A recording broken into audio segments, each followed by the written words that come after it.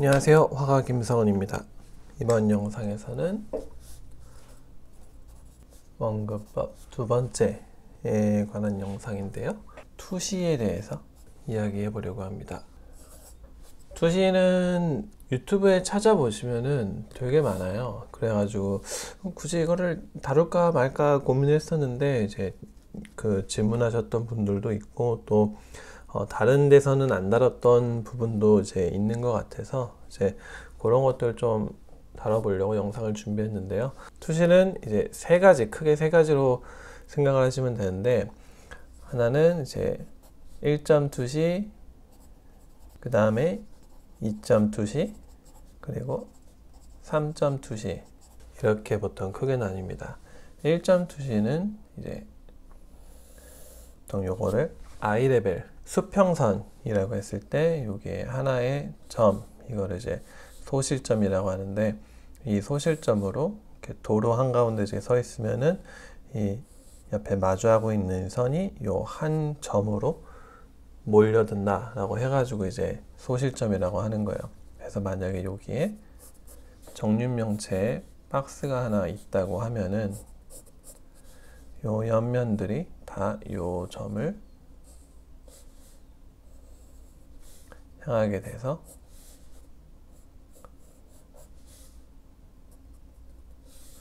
이러한 현상을 이루게 되는 이런 것들을 이제 1점 투시라고 합니다. 요것이 이제 I레벨, 그러니까 눈높이라고 생각을 하시면 돼요. 그래서 사물이 밑에 있으면은 내 눈 밑에 있는 거고, 사물이 위에 있으면은 내 눈 위에 있는 겁니다.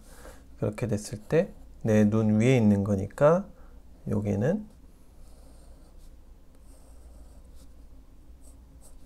이렇게 동일하게 소시점으로 몰리게 될 때 이 사물의 밑에 면을 보게 되는 거죠. 여기는 눈 레벨 밑에 있으니까 위에 면을 보게 되는 것, 이렇게 구분을 하시면 돼요. 2점 투시는 동일하게 이 I 레벨이 있을 때 이 소실점이 두 개 있을 때 생기는 현상입니다. 동일하게 정육면체가 있다고 했을 때 네모로 시작하는 게 아니고 이렇게 일자로 시작을 해서 여기서 양 끝에 있는 이 면이, 오른쪽과 왼쪽의 면이 이 두 가지의 소실점으로 향하게 되는 거예요.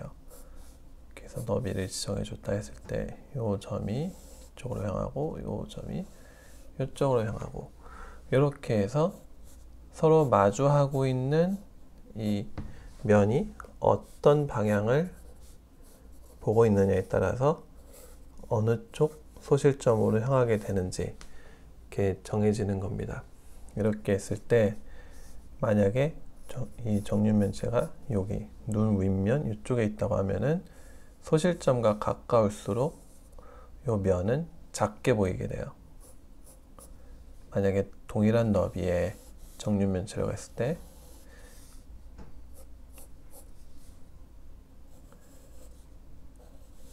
이렇게 해서 눈높이 위에 있는 거니까 동일하게 밑에 면이 보이게 되는 거고, 이쪽 면이 소실점과 가까이 있기 때문에 이 면이 내 눈으로 노출되는 정도가 줄어드는 거예요.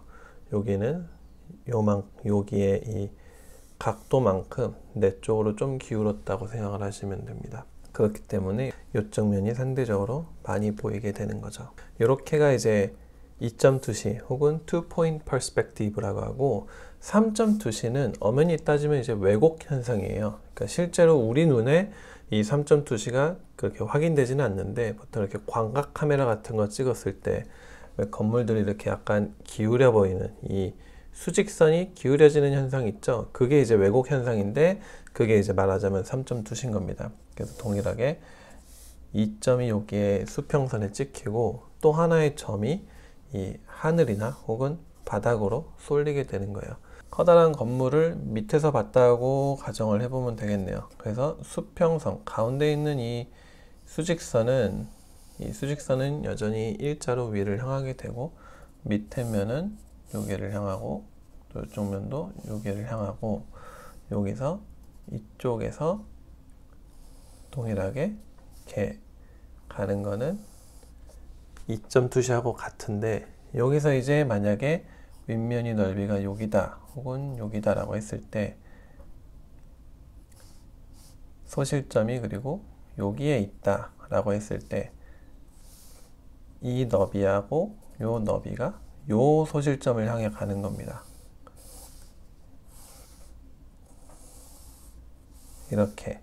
그렇게 됐을 때 여기하고 만나게 되는 여기와 여기하고 만나게 되는 여기가 기다란 이 사각 물체의 끝의 모양이 되는 거죠. 마치 이제 굉장히 높은 건물을 밑에서 위를 바라보고 있을 때 생기는 현상처럼 보여지는 거죠. 이렇게 됐을 때 이거를 보통 3점 투시라고 하고, 만약에 빌딩 위에서 밑을 바라보고 있다라고 하면은 동일하게 2점 투시가 적용이 된 상태에서 소실점이 밑에 생기는 거예요. 이런 식으로 밑으로 쏠리게 됩니다. 그래서 여기가 만약에 바닥이다 하면은 이렇게 끊기고,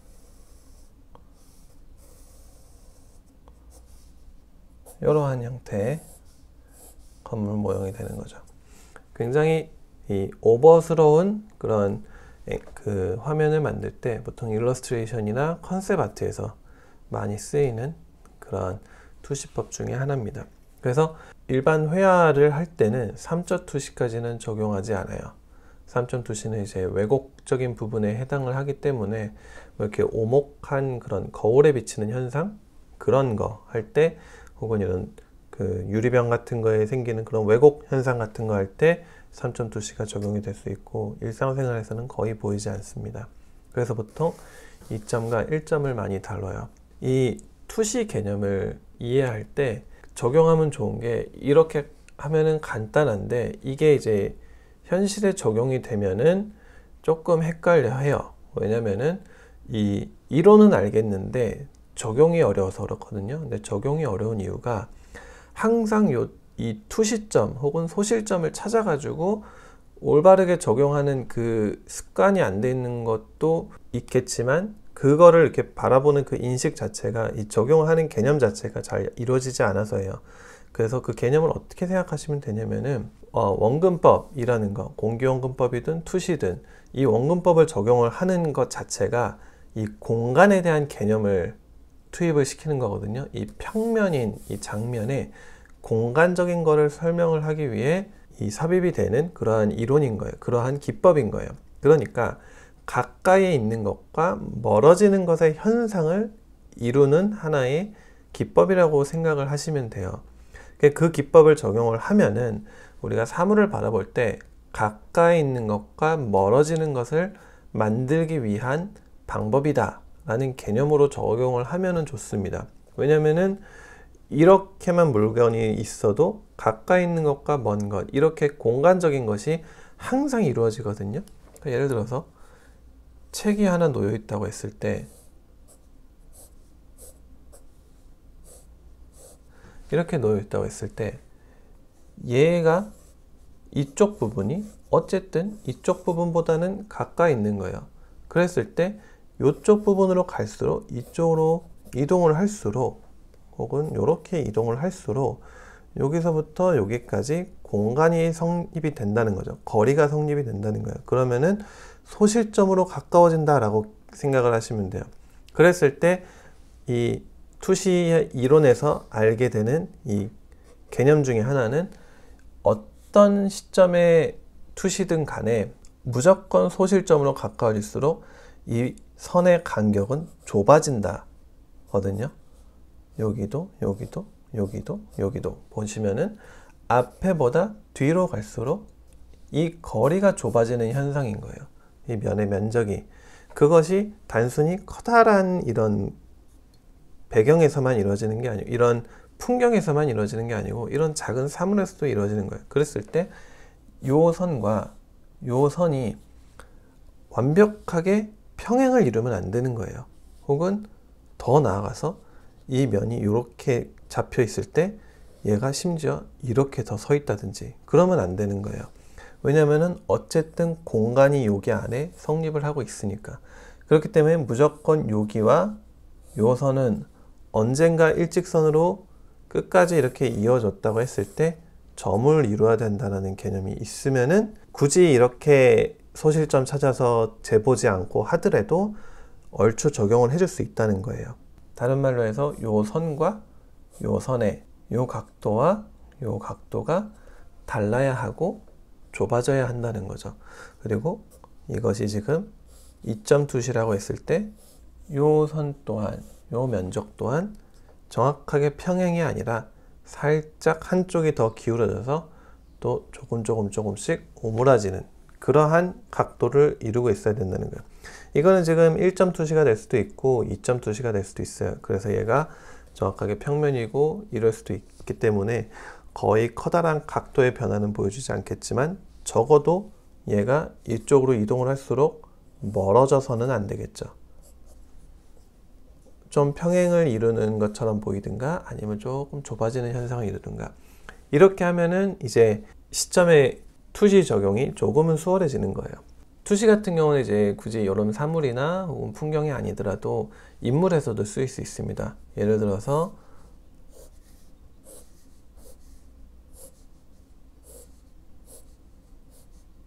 인물을 이렇게 그린다고 했을 때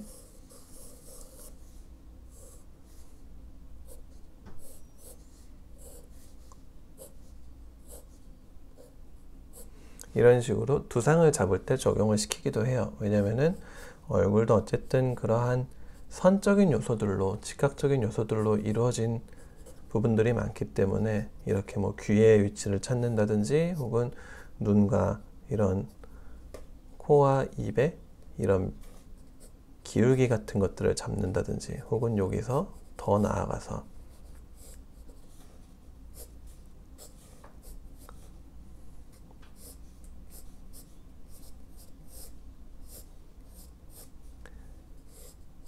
이런 식으로 이 같은 면이 움직이고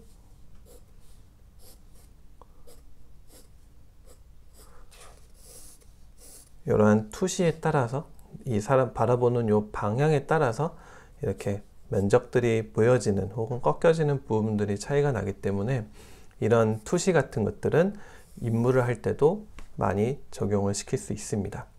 그리고 이제 또 하나 투시, 특히 2점 투시에서 알아두면 좋은 것 중에 하나는 이렇게 수평선이 있고 두 개의 소실점이 있을 때 이렇게 있다고 했을 때 이 소실점이 여러 가지인 경우가 있어요. 왜냐면은 모든 물건들이 다 한 방향을 이루고 있지는 않거든요. 만약에 이게 책이라고 했을 때 이 책이 살짝 여기에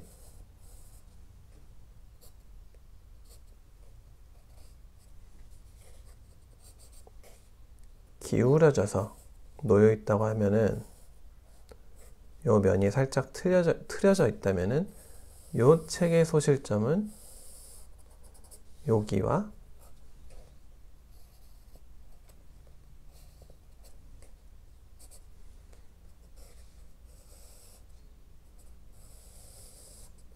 여기 이렇게 이동하게 되는 겁니다. 모든 물체가 항상 한 방향을 일정하게 바라보고 있지 않을 수 있기 때문에 이런 식으로 소실점들이 조금씩 이동할 수 있어요. 뭐 1점 투시에서도 마찬가지예요. 이게 만약에 도로라고 하고 얘가 자동차가 이쪽 방향으로 향하고 있다고 했을 때 이 차의 소실점도 여기를 향하게 되지만 그거는 요 지금 이 직선 구간과 이 다른 물체들, 다른 혹은 뭐 건물이라든지 뭐 이러한 물체들이 여기와 평행을 이루어서 있을 때 요 소실점을 향하지만 만약에 이 차가 옆에 가는 차가 이쪽 옆으로 세겠다라고 틀어버리면은 그 차의 소실점은 이제 순간적으로 바뀌게 되는 겁니다. 이런 식으로요. 이 같은 수평선 안에서 이 물체들이 어떤 방향을 트느냐에 따라서 그 소실점이 이동을 할 수 있어요. 근데 이렇게 소실점이 이동한다 뭐 이런 식의 개념을 얘기를 넣으면 되게 헷갈릴 수 있는데 면이 이 수평선과 가까워질수록 그러니까 C자로부터 멀어질수록 여기서 여기로 이동을 할수록 요 간격이 좁아져야 된다라는 개념을 가지고 있으면은 뭐 굳이 어떤 정확한 소실점을 찾지 않고더라도 그거를 잘 적용할 수 있게 되는 겁니다. 그러니까 여기까지는 이제 이 소실점이 수평선 안에서 좌우로 이동함에 따라 생기는 이런 면들의 다른 그 적용이었고, 또 어떤 경우는 소실점이 위아래로 또 이동을 할 수도 있습니다. 예를 들어서 똑같이 수평선이 있고 여기에 1.2시가 있고 이렇게 도로가 지금 나 있다고 했을 때 요 옆에 도로가 같이 평행을 하고 있다가 이 도로가 갑자기 오르막길이 될 수 있다고 가정해 봅시다. 그렇게 되면은 이 수직선이 이 수평선으로 가고 있던 요 선이 각도가 위로 틀어지는 거예요. 그렇게 된 순간 요 놈들은 요 소실점이 아닌 얘네가 바라보고 있는 그곳으로 소실점을 향하게 됩니다. 이런 식으로요. 여기가 되면은 이제 뭐 여기서 다시 꺾여서 내려갈 수도 있겠죠. 이 소실점을 향해서. 허나 이 면이 이렇게 들림에 따라서 요 소실점은 이제 위를 향하게 되는 거예요. 그렇다면은 여기에 있는, 예를 들어서 자동차라고 했을 때 이 자동차는 여전히 여기에 있는 소실점을 향해서 이렇게 만들어지지만 자동차가 요 언덕 위로 올라간 순간 이 자동차의 소실점 또한 여기로 향하게 되는 겁니다. 이런 식으로요. 각도가 조금 더 수직이 돼야겠네요. 그리고 비슷한 원리로 이 옆에도 도로가 이렇게 있는데 만약에 이 도로는 내리막길로 꺾인다고 가정을 하면은 이 밑에 있는 소실점으로 향하게 되는 거예요. 이렇게 소실점이 이렇게 밑으로 이동을 하는 거죠. 그랬을 때 여기 또한 자동차가 있다라면은 요 자동차의 소실점은 요 밑으로 향하게 되는 거예요. 이런 식으로 소실점이 위아래로도 이동을 할 수가 있습니다. 어느 쪽으로 이것들이 꺾이냐에 따라서. 이런 식으로 언덕이 있냐 없냐에 따라서 이 위아래로도 이 수평선이 이동을 할 수가 있는 거예요. 그러니까 요거 자체가 이 수평선인 이 눈 레벨과 평행을 이루고 있지 않기 때문에 이 평행선이 위로나 혹은 아래로 이동을 하게 되는 겁니다. 그래서 이 위에 올라가 있는 물체도 그 평행에 적용이 되어지는 거예요. 근데 이제 만약에 여기에 건물이 지어진다 라고 했을 때, 언덕 옆에 건물이 있다고 했을 때 이 건물은 어쨌든 우리가 서 있는 그러한 그 수평에 맞춰져서 지어지잖아요. 그래서 이 건물 유리들 혹은 이 건물에 있는 이 구조들은 여전히 이 원래 있는 이 수평선, 우리가 가지고 있는 이 I 레벨에 맞춰서 지어지기 때문에 옆에 나 있는 이런 창문들이라든지 이 구조에서 보여지는 이 평행, 지붕에 있는 이런 각이라든지 이런 것들은 여전히 요 수평선에 맞춰서, 그리고 요 소실점에 맞춰서 건물이 지어지고, 요 언덕과 건물이 맞닿는 곳에 이러한 식의 각도가 보여지게 돼요. 이러한 각도가 보여지게 돼요. 그래서 이제 이러한 각도를 찾는 게 이제 사진 같은 거를 볼 때, 혹은 우리가 장면을 볼 때 저기 언덕이 있거나 뭐 내리막길이 있거나 라는 거를 찾을 수 있는 겁니다.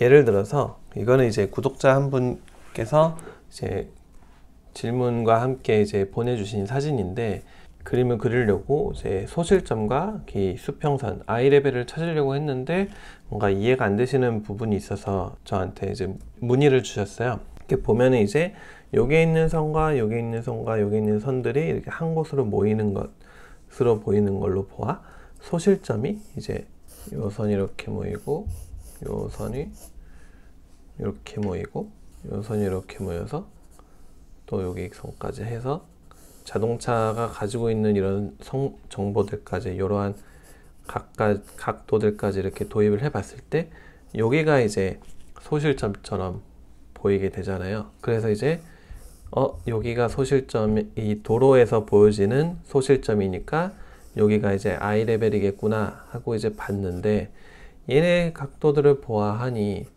이 각도들은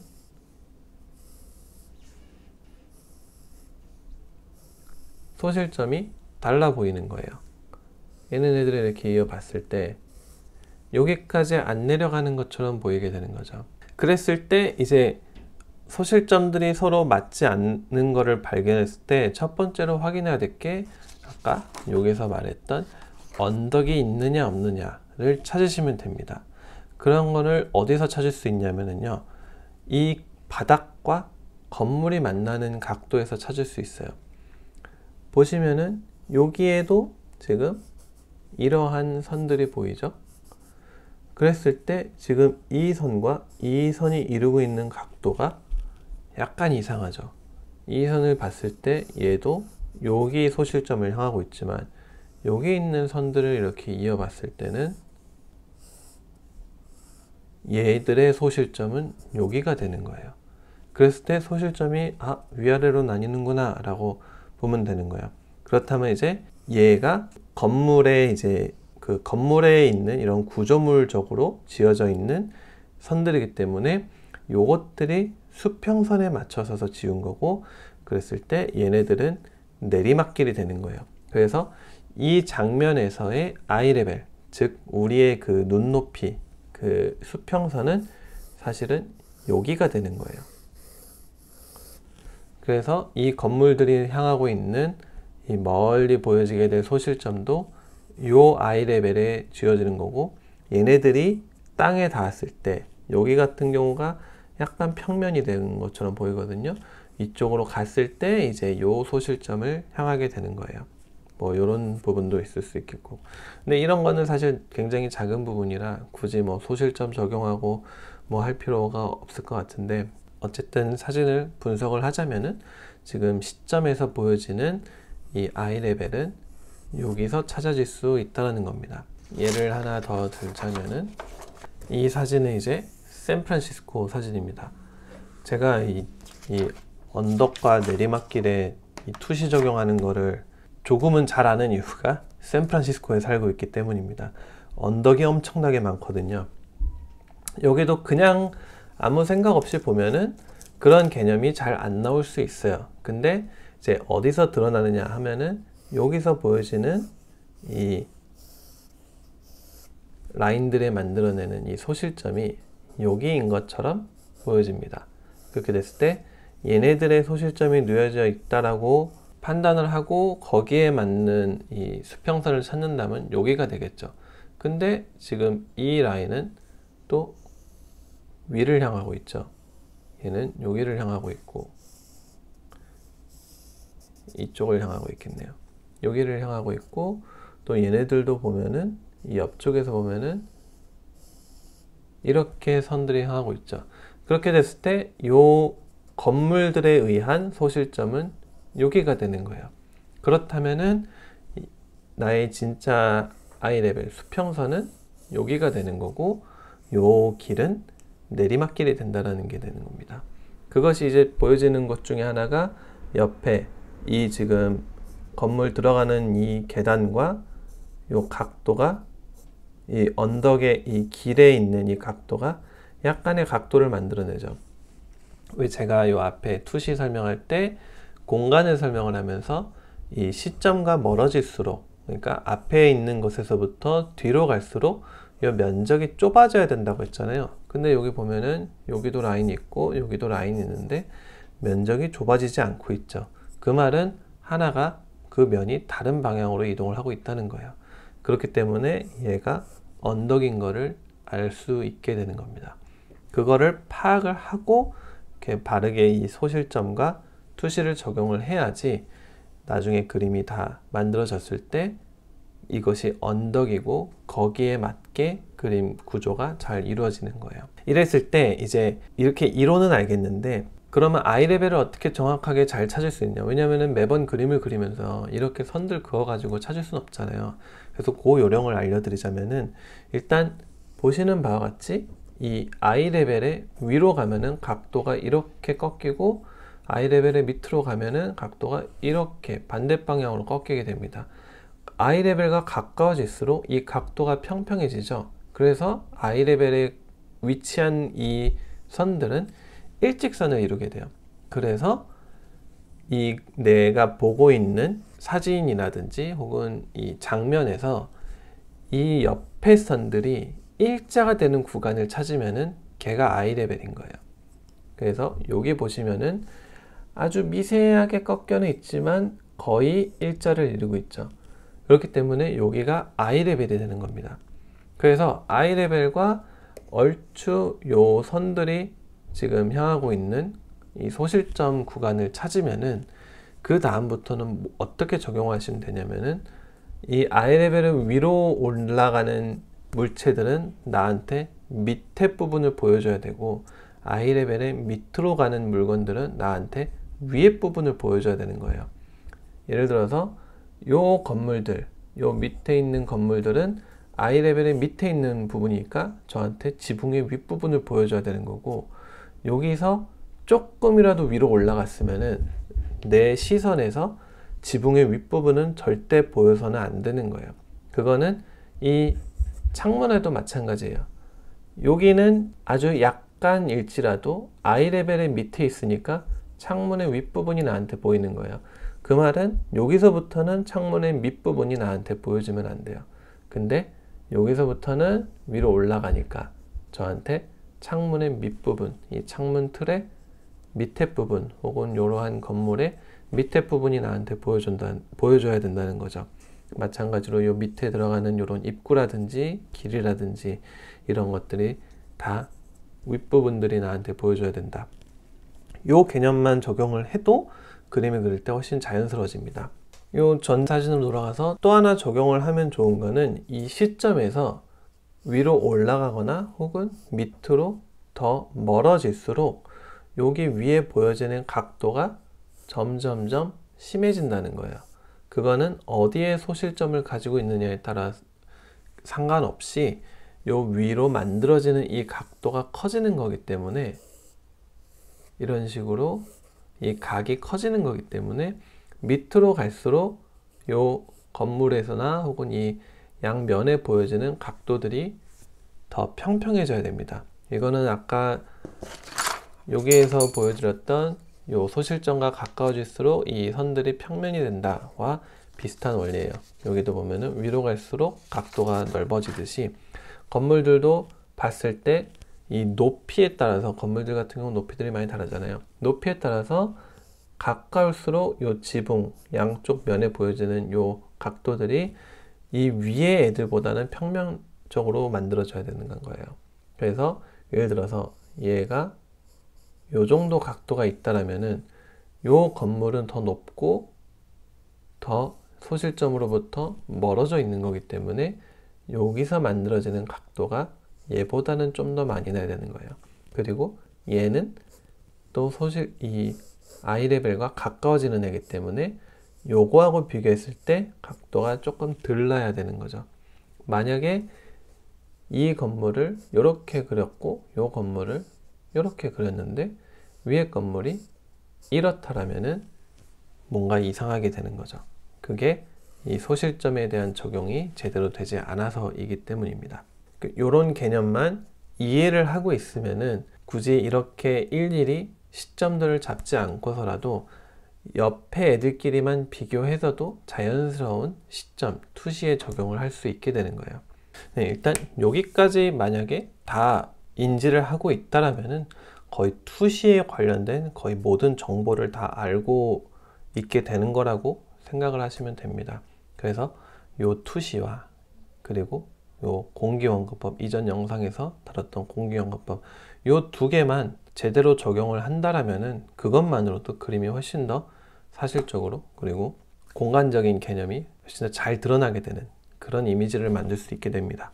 이렇게 다 나열해놓고 이렇게 보면은 좀 복잡할 수 있는데 하나하나 적용하다 보면은 생각보다 사실은 굉장히 간단하고 또 아주 유용한 정보니까, 내가 그리고자 하는 이 그림의 목표가 조금 더 사실적인 묘사와 좀 현실감이 있는 그러한 구상의 표현이라면은 요 두 원근법에 대한 그런 개념은, 이론은 잘 숙지를 하시는 거를 아주 적극 추천을 드립니다.